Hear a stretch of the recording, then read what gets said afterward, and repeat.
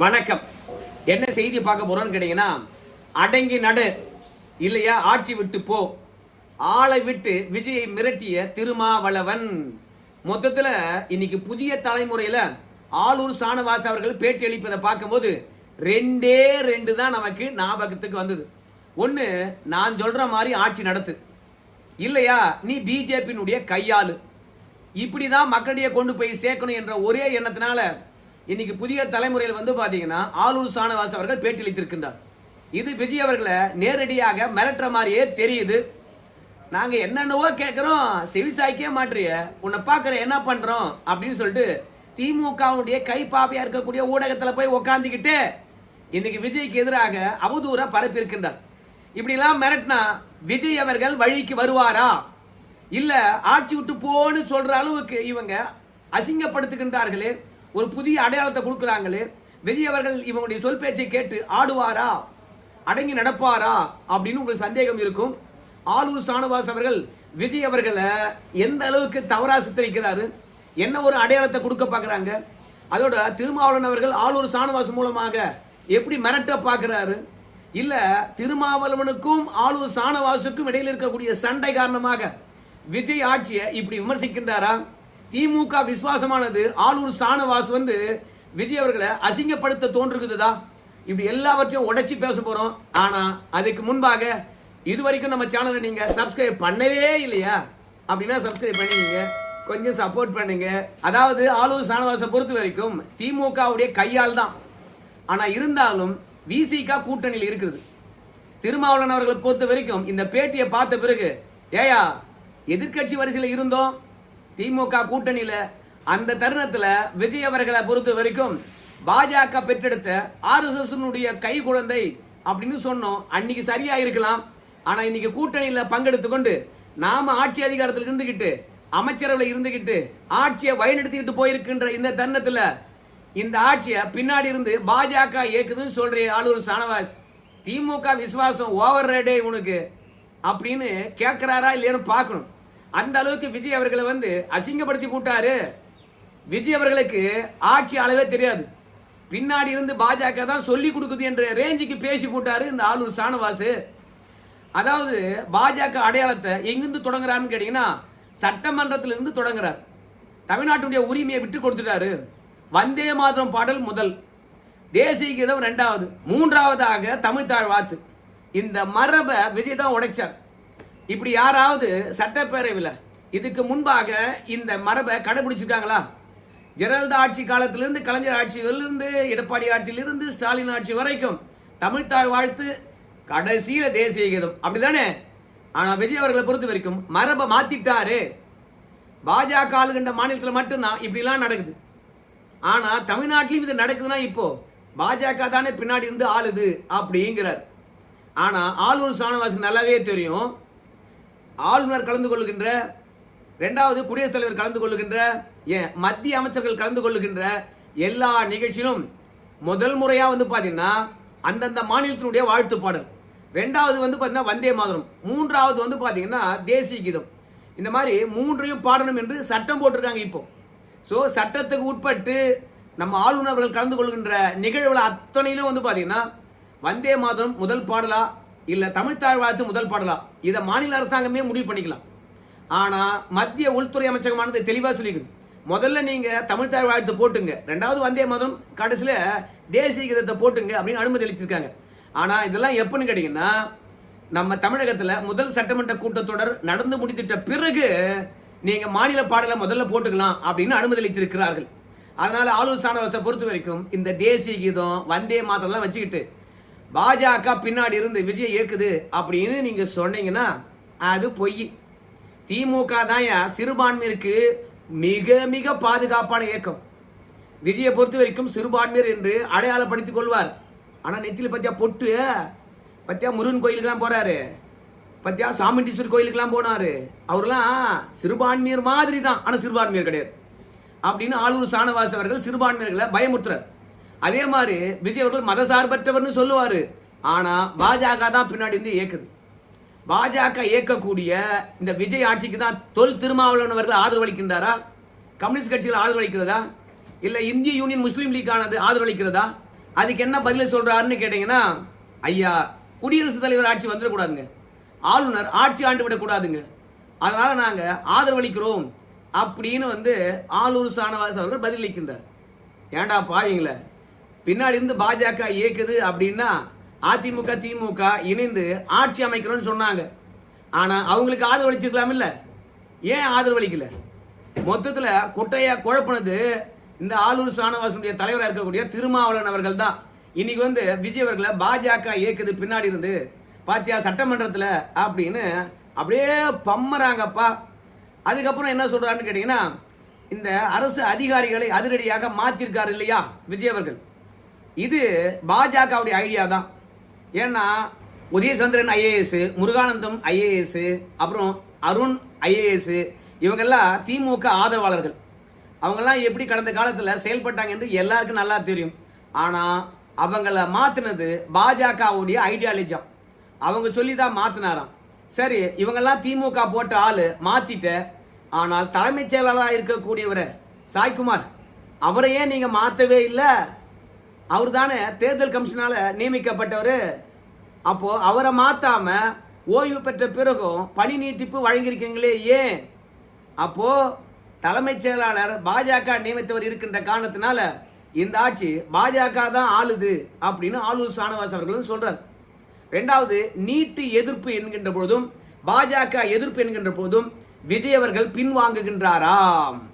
அதாவது சட்டமன்றத்திலே விஜய் அவர்கள் அறிவித்து விட்டாராம், பாஜகவை எல்லாத்துக்கும் எதிர்ப்பதா அப்படின்னு கேள்வி கேட்கின்றாராம். ஏங்க, மக்கள் விரோத செயலை பாஜக செஞ்சா எதிர்க்கணுமா இல்லைங்களா அப்படின்னு சொல்லிட்டு கேட்கிறாரு ஆலூர் ஷானவாஸ்.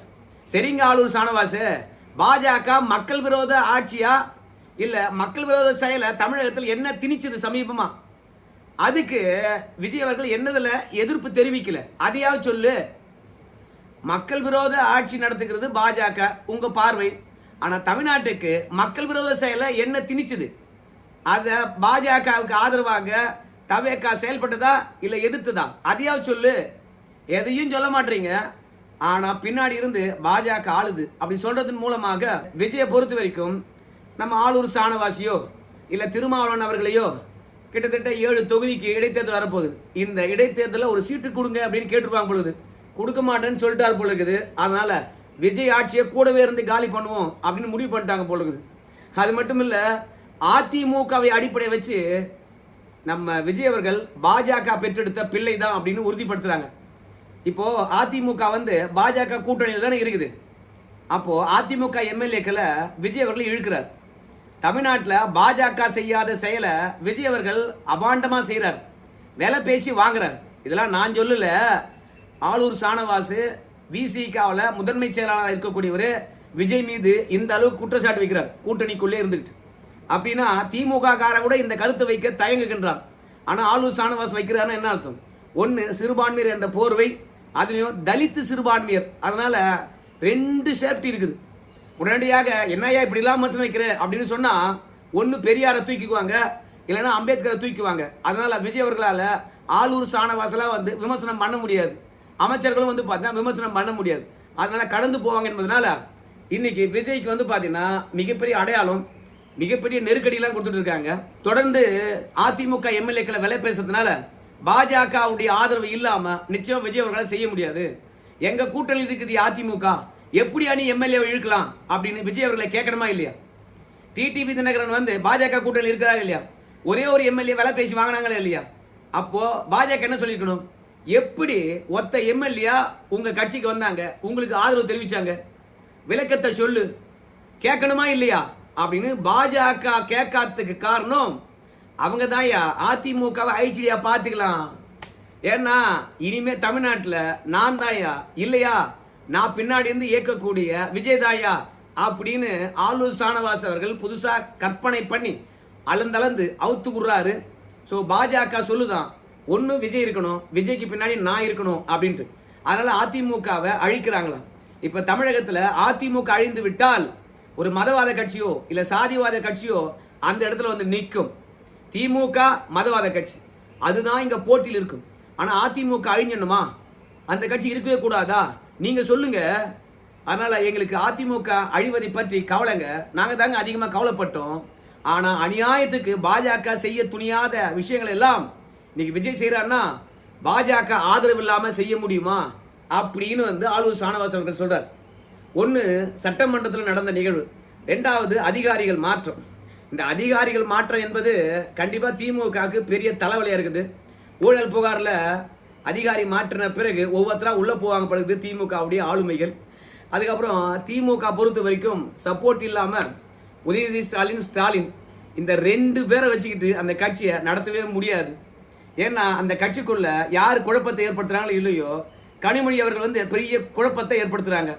அவங்க தலைமை பதவிக்கு வரலான்னு ஆசைப்படுறாங்க, இல்லைன்னா இடைத்தேர்தலில் நிக்கணும்னு ஆசைப்படுறாங்க. ரெண்டுத்துக்கும் ஒத்துக்க மாட்டுறாங்க திமுகவில். அதனால குடும்பத்துக்குள்ள குஸ்தி நடக்குது.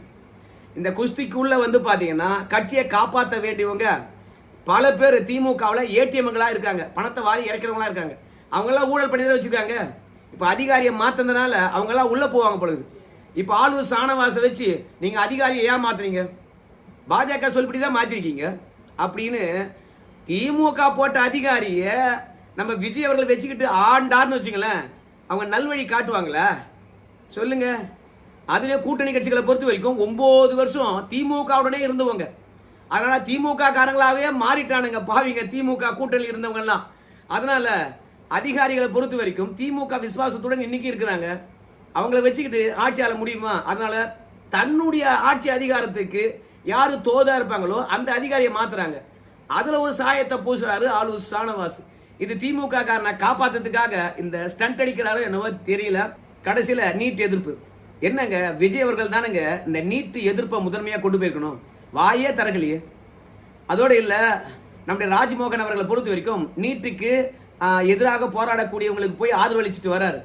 ஆனா உடனடியாக திமுக இருக்கிறவங்க எல்லாம் அவரை சூழ்ந்துகிட்டு ஒரு வீடியோ இணையதளத்தில் சுட்டு வந்துகிட்டே இருக்கு. என்ன சொல்றான்னு கேட்டீங்கன்னா, அண்ணே பிஜேபின்னு ஒரு வார்த்தை சொல்லுனே, பிஜேபின்னு ஒரு வார்த்தை சொல்லுனே அப்படின்னு அவருக்கு ஒரு பெரிய நெருக்கடியை கொடுக்குறாங்க.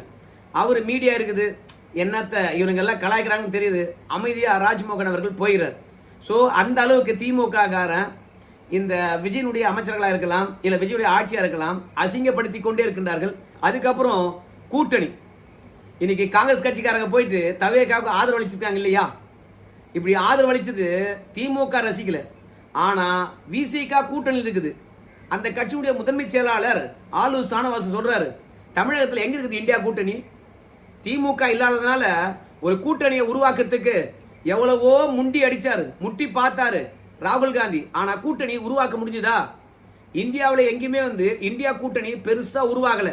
ஆனா தமிழகத்துல காங்கிரஸ் இருந்தது, கம்யூனிஸ்ட் கட்சி இருந்தது, விசிக இருந்தது. இப்படி எல்லா இயக்கங்களையும் ஒன்னா சேர்த்து நம்ம முன்னாள் முதலமைச்சர் ஸ்டாலின் அவர்கள் தான் இந்தியா கூட்டணியை கட்டமைத்தார். இன்னைக்கு கட்டமைக்க முடியுதா? இன்னைக்கு இந்தியா கூட்டணி எங்க இருக்கு தமிழகத்துல அப்படின்னு சொல்வதன் மூலமாக நம்ம விடுதலை சிறுத்தையை பொறுத்த வரைக்கும் நாங்க விஜய் கூட்டணியில இருக்க மாட்டோம், இன்னும் கொஞ்ச நாள் தான். எப்படி சொல்றீங்க அப்படின்னு பார்க்கும்போது நம்முடைய ஆளூர் ஷானவாஸ் அவர்களே சொல்லுவாரு, இன்னைக்கு விஜய் கூட்டணியில நான் எங்களுடைய தலைவரை பொறுத்த வரைக்கும் ஒரு நெருடலுடன் தான் தொடர்கின்றார், இயல்பான உறவு இல்லை அப்படின்னு சொல்லிட்டு தெளிவா பேட்டியளித்திருக்கின்றார். ஏன்னா தேர்தலுக்கு முன்பாக ஆர்எஸ்எஸ் பெற்றெடுத்த பிள்ளை தான் சீமானும் நம்ம விஜயும் அப்படின்னு விமர்சனம் வச்சாங்கல்ல. இன்னைக்கு ஆளுகின்ற அரசை பார்க்கும்போது ஆர்எஸ்எஸ் பிள்ளை தானோ என்ற சந்தேகம் வந்திருக்குதான். அதனால கடந்த கால விமர்சனங்கள் மனசுல இருப்பதனால ஒரு நெருடலுடன் தான் பார்த்தீங்கன்னா தவேகாவுடன் பயணிக்க வேண்டி இருக்குது எங்களுடைய தலைவருக்கு அப்படின்னு சொல்லியிருக்காரு. சரி, கூட்டணி விட்டு வெளியே போயிட்டீங்களான்னா அதெல்லாம் எங்க தலைவர் பார்த்துக்குவார், புரியுதுங்களா? ஏற்கனவே இந்தியா கூட்டணியை மீண்டும் கட்டமைக்க வேண்டும் என்று விஜய் அவர்கள் பாத்தீங்கன்னா மகாபலிபுரத்தில் முயற்சி பண்ணார். ஆனால் அந்த கூட்டணி உருவானதா? கூட்டணிக்கு தலைமை தாங்கிறது யாரு? கூட்டணியை ஒருங்கிணைக்கிறது யாரு? யாருமே இல்லையே, எல்லாருமே எழுந்து போயிட்டாங்களே சாப்பிட்டு. அதனால இந்தியா கூட்டணி என்கின்ற பொழுது தமிழகத்துல இல்ல. அப்படி சொல்றது மூலமாக விஜய் அவர்களால பாத்தீங்கன்னா ஒரு கூட்டணியை உருவாக்க முடியாது, ஆளுமையே கிடையாது. ஸ்டாலின் எப்பேற்பட்டாலு பிஜேபி எதிர்ப்புல எப்படி இருந்தா தெரியுமா அப்படின்னு அடிச்சு விடுறாரு ஆளூர் ஷானவாஸ். செர்ரா தம்பி, திமுகவும் பாஜகவும் கூட்டணி வைக்க போதாமே. கடந்த காலத்துல பிஜேபி எதிர்த்த திமுக இப்ப ஏன் எதிர்க்கல, பதில் சொல்லு அப்படின்னா அதுக்கு ஆளூர் ஷானவாஸால பதிலே சொல்ல முடியல. ஏதோ மழிப்பிட்டு அவர் பாட்டு போயிட்டே இருக்காரு.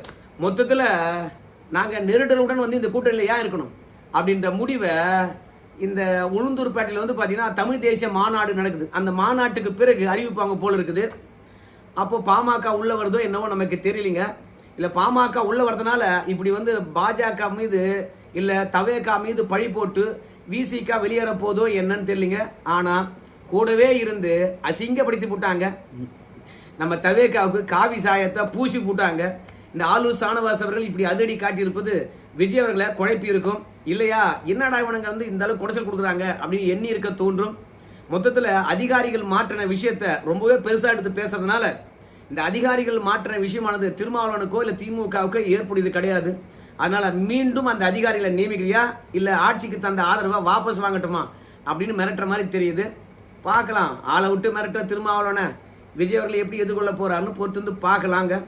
நன்றி.